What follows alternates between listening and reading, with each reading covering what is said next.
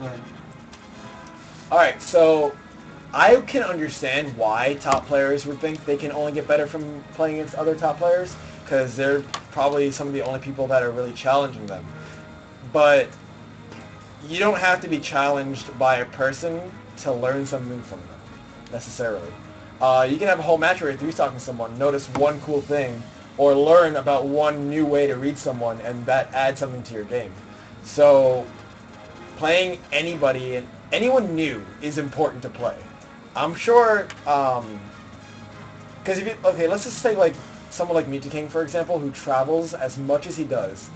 That probably has to do with that's probably one of the main reasons why he's as good as he is from traveling and playing all these different people.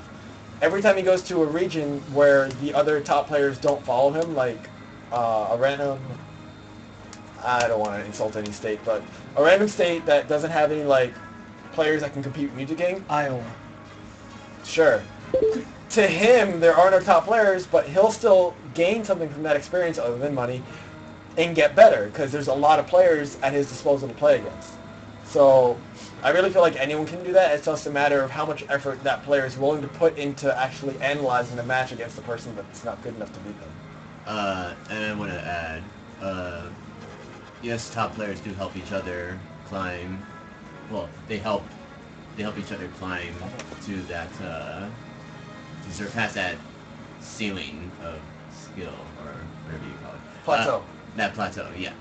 And while that's fine and dandy, it's good to play players across all levels of skill because if you only play top players, then you're going to get used to top player habits because they're so good at their character that they have developed their own specific playstyle with that character. Like everyone knows how, I don't want to say everyone knows how a player like Def plays with Falco because I don't want to imply that, I know how he plays, so I'm going to abuse this habit because it's not that easy.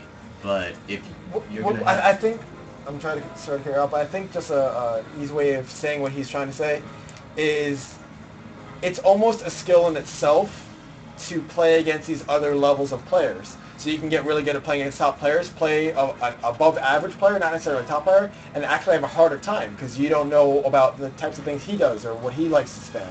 So learning against each of those levels will help you play against each of those levels in tournaments and decrease the likelihood of you losing randomly. Well, yeah, that's what I was gonna get to. You know, sometimes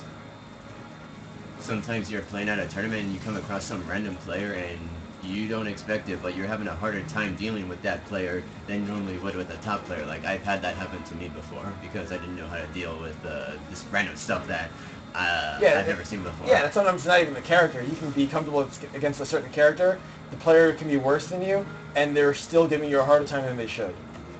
You have 3 questions.